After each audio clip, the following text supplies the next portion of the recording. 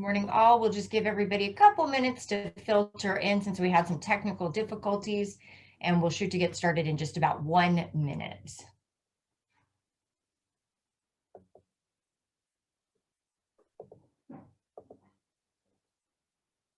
All right, looks like our numbers have stabilized, so we'll go ahead and get started. So I'm the moderator for today's presentation on redefining sex, LGBTQIA+ harassment prevention training.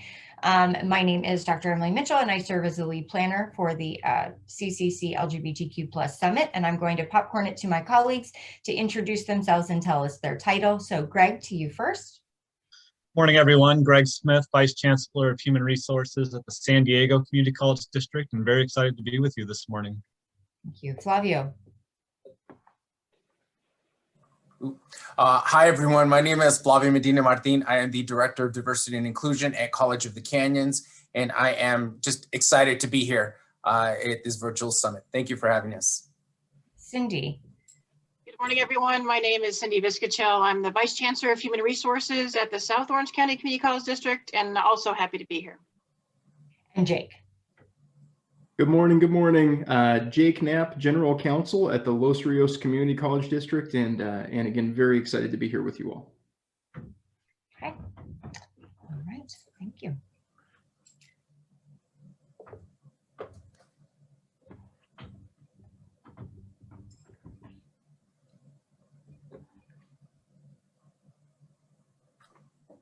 Okay, well, we're going to start off this morning with a brief overview of some of the federal and state laws that apply to sexual harassment, and a bit of history on how we got to where we are today as far as the lay of the law. So starting off with federal laws, the 1964 Civil Rights Act, which is in Title VII of federal law, makes it unlawful to refuse or to terminate, discharge an employee based on sex.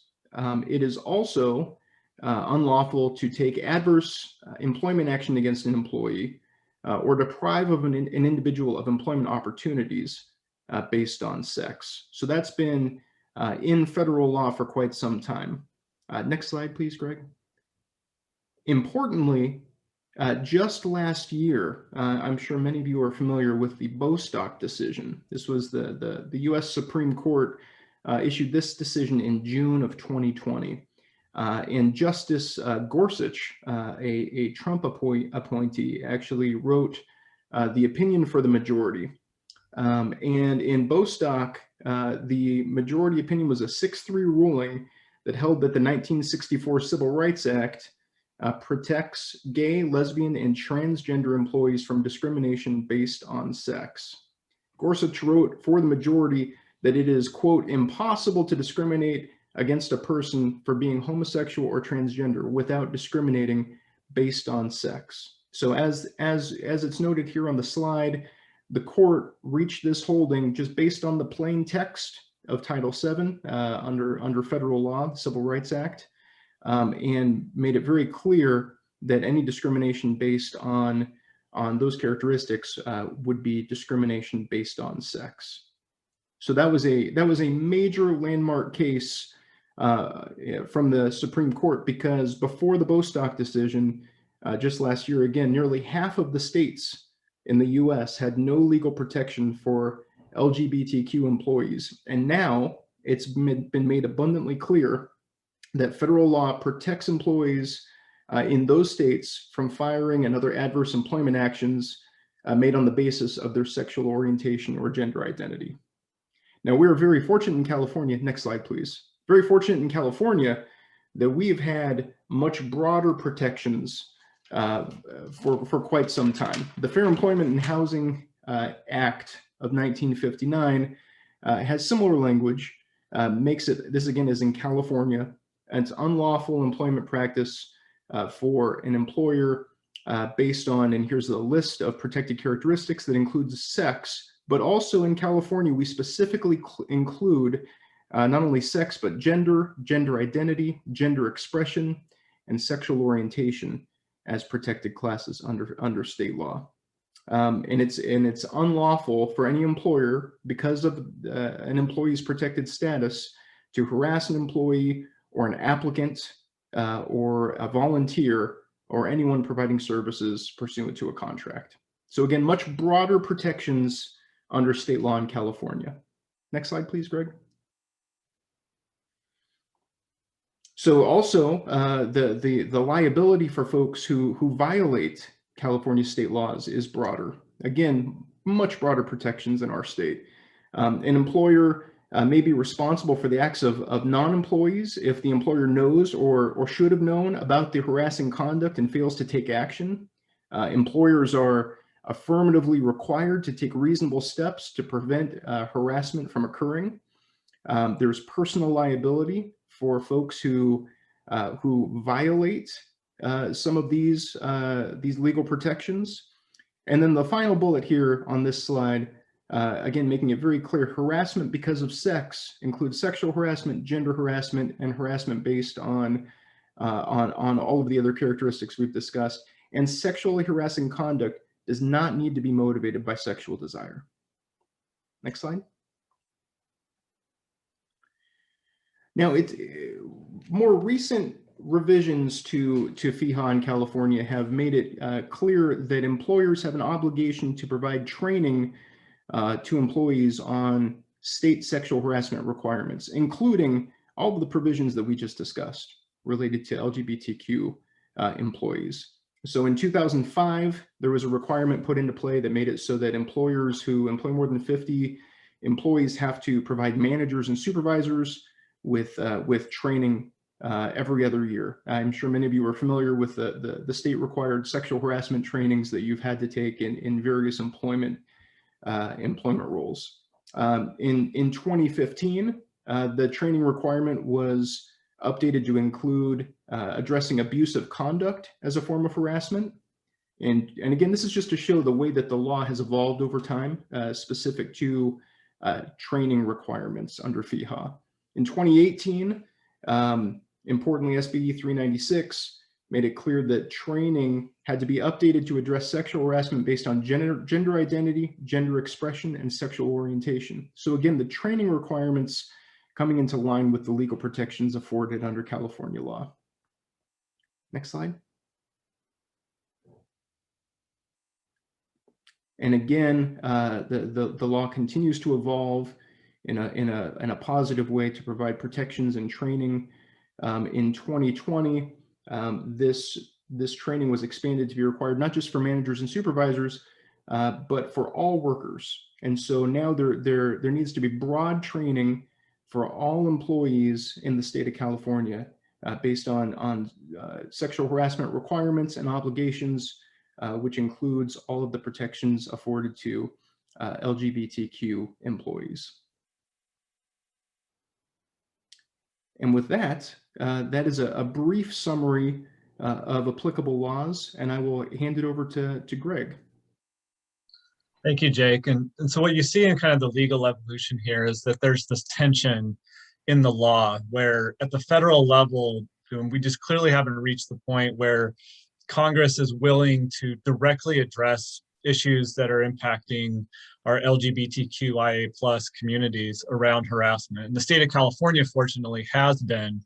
But the thing with a training requirement or with a policy statement is it's really only as good as our local workforce culture develops around compliance with those requirements. And then going beyond compliance, how much are we creating a culture where an affirming and welcoming environment becomes part of who we are? And you can see that very much in the responses to some of these requirements. And so we think about how our working culture develops. And as we're approaching how to do training and make it more meaningful and more impactful and actually results in change in behavior, I think it's important that we start with understanding this concept that culture is really kind of a representation of two different things. The substance of what we believe, what we think, and then how that expresses itself in observable behaviors. And over time, the norms that emerge around what we think and how it's okay for us to behave really create our institutional values, and especially towards having an inclusive and welcoming workspace. We can say whatever we want in a policy statement. We can do whatever we want in a training, But if people don't actually align their behaviors with those values, it really isn't our value, because the experience in the day-to-day work environment isn't conforming with that. And so if harassing behaviors, both very small kind of microaggression behaviors up to very clear, dangerous, maybe even violent type behaviors towards individuals based on perceptions of gender identity and expression and sexual orientation become tolerated, accepted, or in some cases even encouraged, that really becomes part of who we are as an institution. It then shapes how other people choose to engage. So somebody who might not necessarily think that it's okay to engage in those types of behaviors begins to do things that kind of encourage and support a harassing environment, because that's what they see happening around. It becomes okay to use terminology in a way that is not supportive of other people, or that turns our sexual orientation into a way to belittle or demean, or so many examples that you can think of. People who may not even necessarily have intended to come in and do that begin to adopt it because it's so prevalent around them. And that creates a really unhealthy workspace and culture, obviously. And this is the problem that we've had, is the training alone hasn't necessarily changed this. People have to check the box on this, but do they go out and change their behaviors as a result? And so we have to start thinking about kind of what is culturally accepted in the way that people respond. And I think this framework provides a really useful way to go back and think about your workspace. So in the bottom half of this this 4-box chart, you see the responses based on the individual. And so at kind of the worst, the least supportive and the most individually focused response, if I'm experiencing a harassing behavior, I do things myself to try to remove myself from that situation. So I avoid certain people. I try to minimize any contact I have with my harasser. But I don't feel empowered to actually seek out anything to change their behavior. Perhaps a little bit better, a little more supportive, is I at least feel like I have kind of allies in this. And so I move over to the left to social coping, where I'm still trying to manage this internally. And so if I can get support from somebody, a friend, a family member, one of my colleagues who's supportive of what I'm going through, then at least I have some resource there to manage what's happening to me emotionally. But I'm still not feeling empowered enough to address the behavior itself. So moving to the top half of this matrix, you can see if I don't feel supported by the institution, but I do feel empowered to respond to this, then I can directly confront the person and come to them and say, when you use that language, here's the impact it has on me. Or if you do this, here's the impact it has on me, and then asking for the behavior change. Whether or not I get that change, obviously there are power dynamics in our relationships that may determine that. Ideally, we reach a place with our culture that we can go to advocacy seeking, where not only can I directly confront behavior, but the institutional authorities that are in place to make sure that we have safe, welcoming, and affirming environments function correctly. And so if I come into my HR department, for example, and say, this is what's happening in my workspace, that there's a process that actually works, where that is looked into, and any behavior change that needs to happen actually happens. That if I go to my manager, that they validate and understand my concern and then follow up on it. And we use the authority to enforce our policies to actually result in behavior change. And once we reach that point culturally, now it becomes self-manifesting, where people know that if I engage in that kind of behavior, I'm going to be held accountable. And so they stop engaging in that kind of behavior. And that's the goal that we're trying to get to. But the reality of doing this work is it's not so easy as just kind of talking about culture change, seeing a chart, and then saying, okay, great, we can go forward and do things differently. And so what we've saved the majority of our time for this morning is the opportunity to have a facilitated discussion with Flavio, Cindy, Jake, and I as practitioners who've been doing this work at various levels. And so I'll turn it over to Emily now to guide us through that discussion, and we can start to take questions.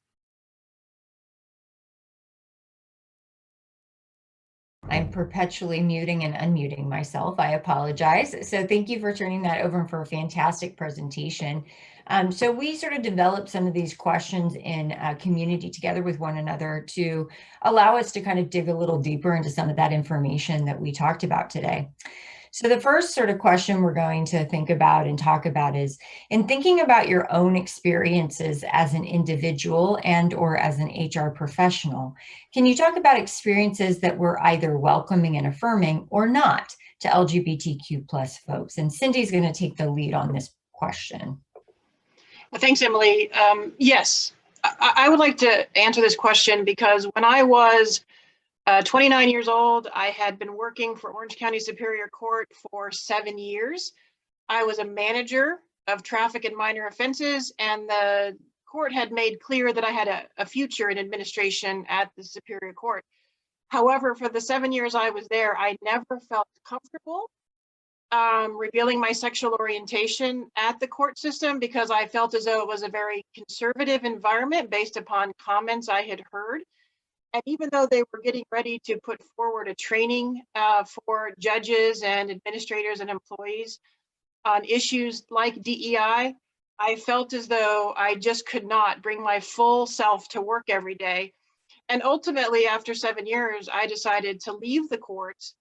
And the regret that I have is that the CEO of the court came to see me twice to see if he could talk me out of leaving.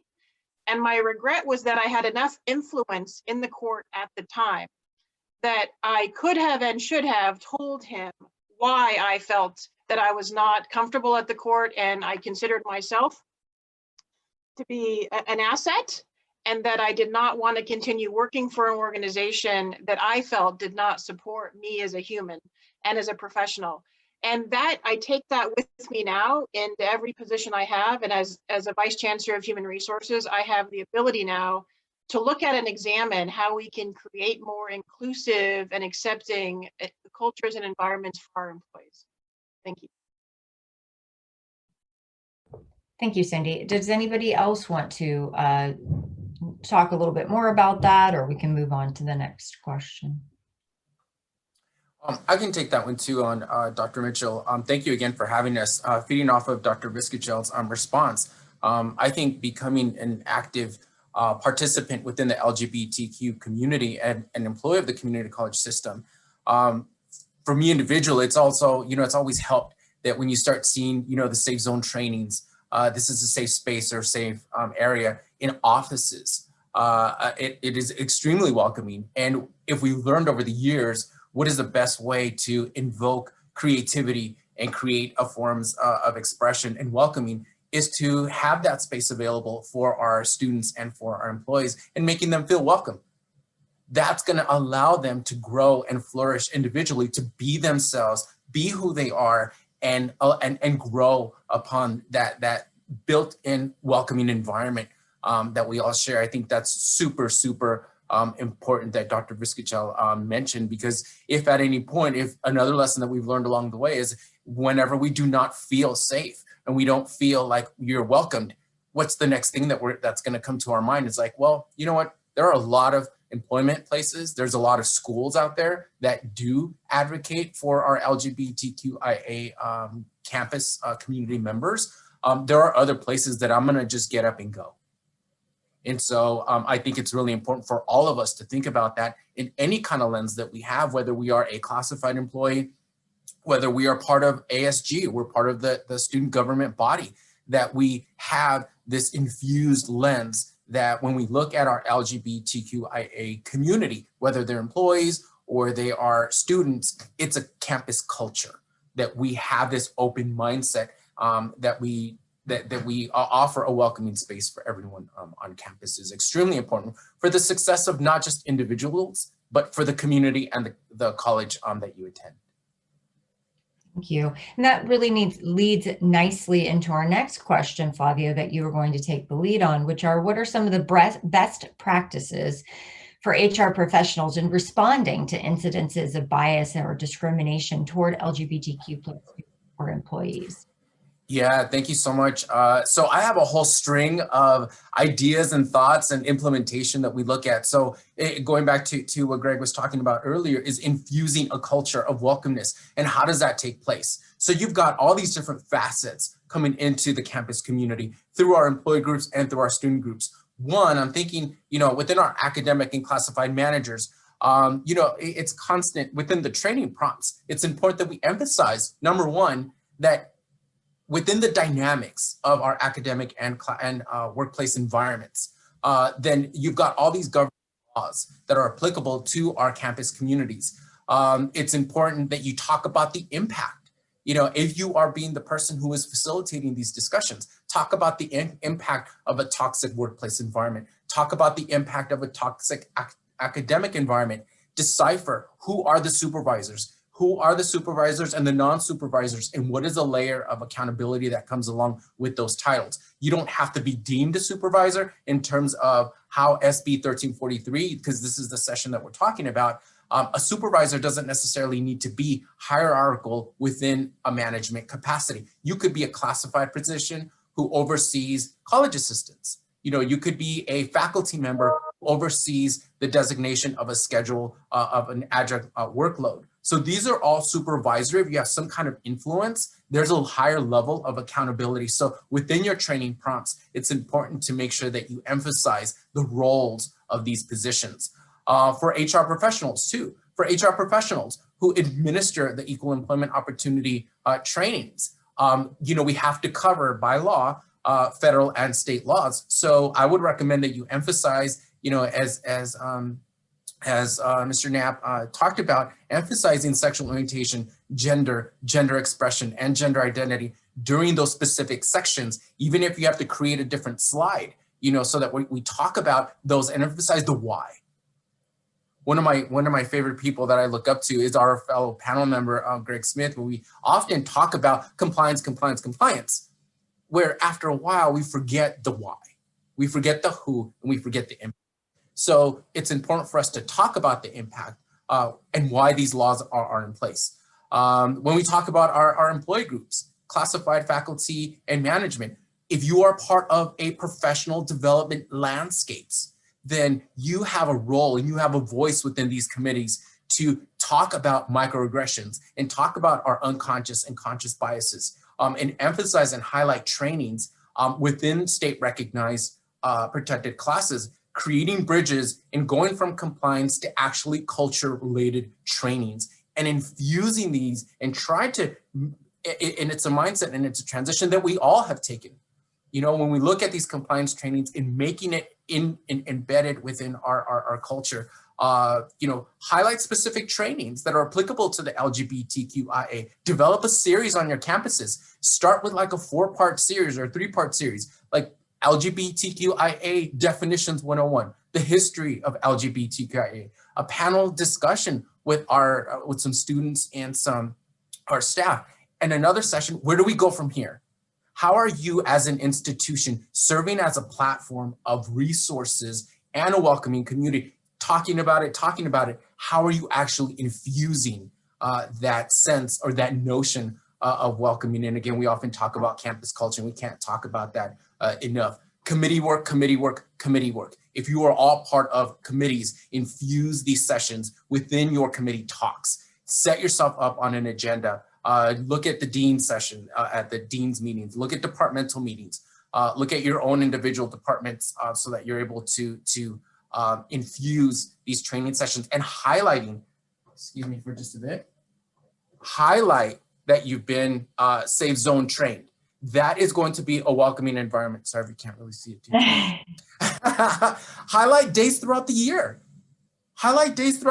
In fact, I didn't know we had a Gay Uncle Day on August 8th, which is super fabulous. Like, highlight National Coming Out Day, highlight Lesbian Visibility Day, highlight Stonewall Riots Anniversary. So we can go down a whole thread of diversity-related LGBTQIA celebratory dates throughout the year. Send out email blasts, resources, articles that are applicable to this community. And I have a few more, but I will go ahead and defer to our wonderful panel for more practical examples. Bobby, can I just add one thing on education? I think from a practical standpoint, it's important for not just human resource professionals, but other folks to educate others when something like that happens in the workplace. For example, there was an employee in the workplace. She preferred to dress in a more, what folks would say is a more masculine gender specific role as opposed to female. And she came to me to discuss the fact that her manager consistently compliments her when she dresses more feminine, but does not say anything to her when she dresses in her comfortable way of more. And it was she was very business professional. There's no issue with that. And it was a matter of me helping the manager understand that that was the message being sent to that employee by just that little action. Do I think that the manager intended to create an environment that was not welcoming or inclusive? No, I don't. But part of our job is to use examples like that in our trainings to help folks understand that it's not always direct and large and, you know, serious acts of sexual harassment that lead to complaints. It's the small slights that an employee feels, that a student feels in the classroom when a faculty member refuses to use their preferred chosen name and insists on using the name that's on their record. And I'm pleased to say that the Academic Senate for the statewide association is really working to help us with that. But we still have faculty in the classroom that refuse to do things like that that make our environment welcoming for our students and our employment environment welcoming for our employees. Thank you. So this really, you know, starts the conversation about encountering resistance. So in doing this work, it is possible that we will encounter individuals or systems that are resistant to even the concept of serving queer and trans students or individuals. How do you handle this, Greg? Yeah, and as I respond to that, I'm looking in the chat, and I think the questions that we're seeing there and comments go right towards this issue. I think first and foremost, we have to engage with people that do not yet understand why this is so important to us. And the way that we do that, I think, is going to dictate our culture and the level of accountability that we have within our institution as much as anything else. Because we can sit and talk with people who agree and who already understand why this is critical to us. But that's not going to move us forward with changing the behaviors of the people who don't agree, which is where we probably are experiencing the greatest issues. And Cindy highlighted a perfect example. The things that worry me most as an HR professional are not the major acts of discrimination. Those are few and far between. It's the everyday slights that people feel totally comfortable doing to somebody who doesn't share their understanding of gender and identity and expression, to try to make them conform. And that's what I absolutely want to get to. And so I think it starts with the willingness to engage. And Rika's question about, and I hope I pronounced your name correctly, what the union can do to help on this can be a very powerful advocate for one of our members is experiencing a work environment that does not conform to district policy, and we're here to advocate on their behalf. That's going to force a higher level response from the district than the individual walking in by themselves, first and foremost. But I think what needs to happen on the back end is, at some level, whether it's HR, whether it's in that person, the harasser's management chain, there's somebody who's willing to sit down and say, what you're doing is not okay. And when I do this, you know, as an HR leader, I even go outside of just the policy. Whether or not it meets the legal definition of harassment or hostile work environment or these other things, I want to influence behavior change. And I've had a lot of success just explaining, when you do this, this is how it affects that person. Is that what you're intending to do? And we have to go through a process. Usually there's some resistance to, well, yeah, that's not what I intended. And so if they are upset, I'm sorry they're upset. But I'm not sorry that I did it. I should be perfectly okay for me to do it. They just need to change their reaction. We talk about why that's not okay. And I like to give personal examples of, you know, if I were to walk in and say, hey, dummy, how's it going today? And you said, whoa, that's not okay with me. Do not call me dummy. I won't be disrespected that way. And I see you the next day and I say, hey, dummy, how's it going? You say, look, I told you once already, it's not okay to refer to me. You have a legitimate reason to object. the way that you feel in that moment is probably similar to the way that this person feels when you refuse to address them the way they've asked you to. Even simple examples like that can be a moment of awakening for somebody. Ultimately, if they're refusing, if they, we go through as much effort as we can around building understanding, training, and they're refusing, then we need to get into our formal disciplinary processes. And this is where the accountability has to be clear, that we're not going to tolerate this. And as you continue to do it, this becomes a bigger problem because it's no longer just what may be a fairly small thing that you've done. You've just refused to use a preferred name. You're now ignoring and not complying with clear direction that fits within our policies, and you're going to be held accountable. And if we're willing to do that, then people will either change their behavior, whatever's in their heart and mind. I can't control that, but I can address their behavior. And if they don't address their behavior, then they're going to quickly realize one way or another, they need to go somewhere else because this is not the work environment for them. So I think that's kind of the roadmap for what we need to do. But if we can start with reaching out to people and just the understanding, when you do this, here's the impact it's having on me, on others around you. Is this really what you want to be part of? And I think the majority of our employees, with that recognition, will begin to change behavior. Very nice. Thank you, Greg. So this really also speaks to that. You sort of alluded to this process, right? We have these processes in place, and sometimes those are a little bit opaque to folks, and they don't always understand why it is the way that it is. So I'm hoping that Jake can spend a little time talking about the idea that sometimes people can find the experience of dealing with human resources, pardon me, around complaints, cold or dehumanized. Can you talk a little bit about why that depersonalization is necessary and how we cultivate a culture of support on our campuses to assist folks who may be experiencing bias and maltreatment outside the HR system? It's a great question, and it's difficult. HR and legal offices generally get a bit of a bad rap, right? As sort of sometimes impersonal and otherwise, but there are some important legal reasons why processes have been established the way that they are. So as an example, and I've seen a couple comments in the chat here, how retaliation, discrimination, how do we move those issues forward? Every college in the state is required to have processes available to employees and students to file discrimination, harassment complaints under both Title V and Title IX. The reason that it often feels a bit impersonal, and we'll talk a little bit about how we can try to change that after I talk just for a moment about the process.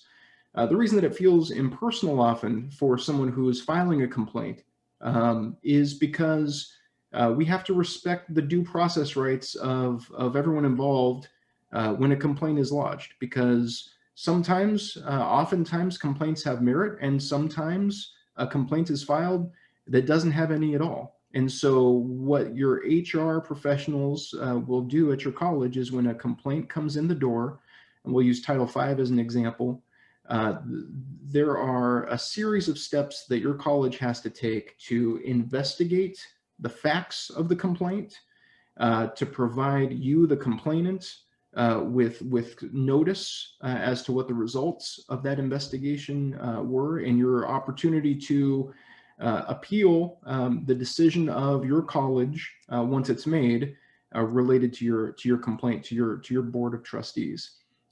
This process can take more months.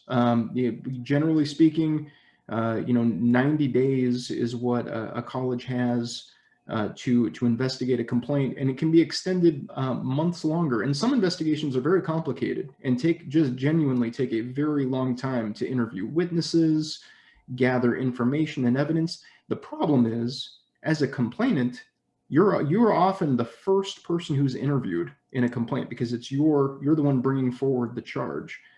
And then all of a sudden, the investigator, whether it's an internal person to the college or an external person, is going around and collecting all of the other evidence that can take months. And sometimes the complainant is left in a situation where, gosh, I raised this issue and I was interviewed, and I haven't heard anything for months, right? And you feel sort of, I can feel abandoned or just unsure as to what the next steps are. So a couple things that I just want to make sure folks are aware of is that the process itself takes a long time.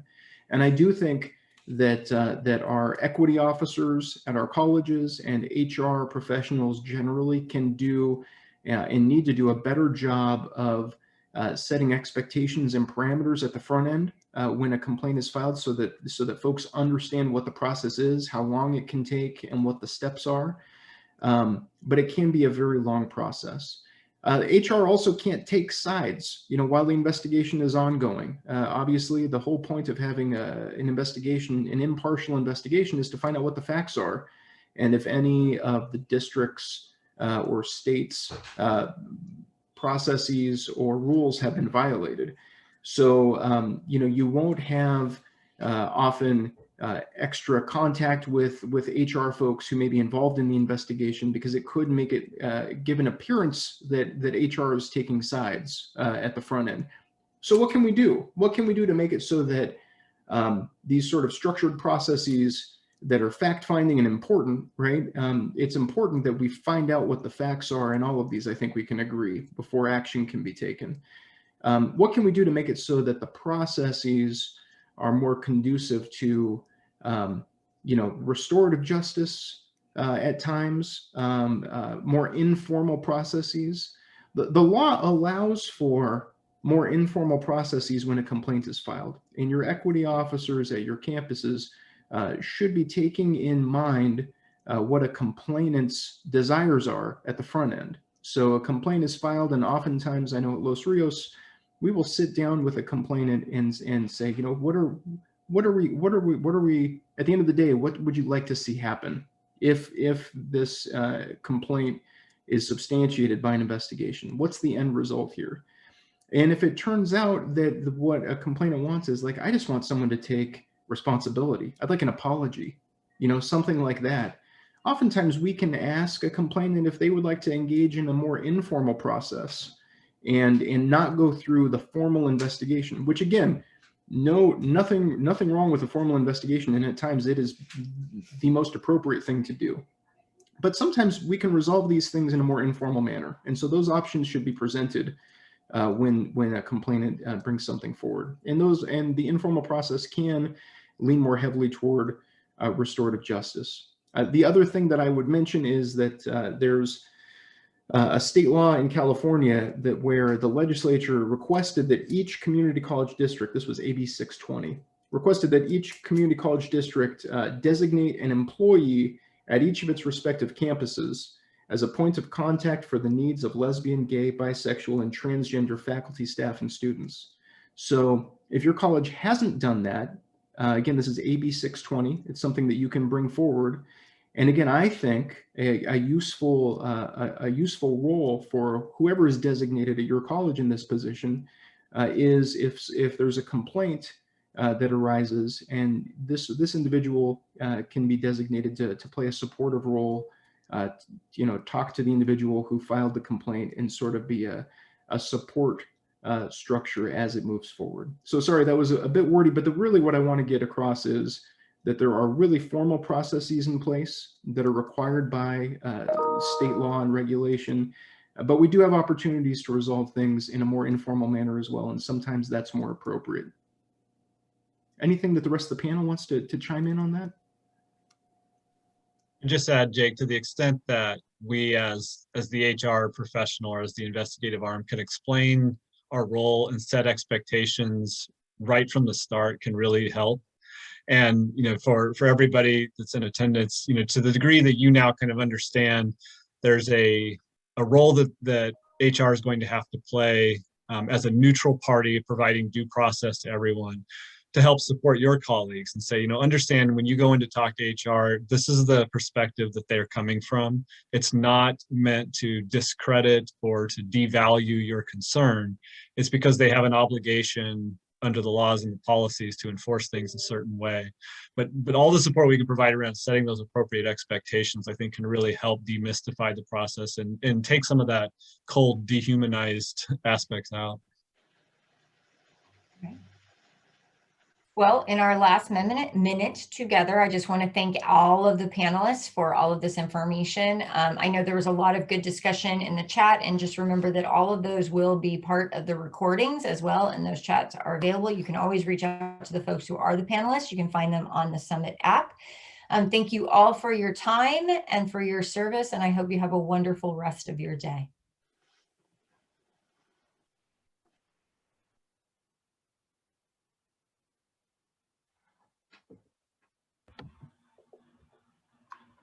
Thank you guys so much. I'm going to go ahead and end this session now. It was great. Thank you so much.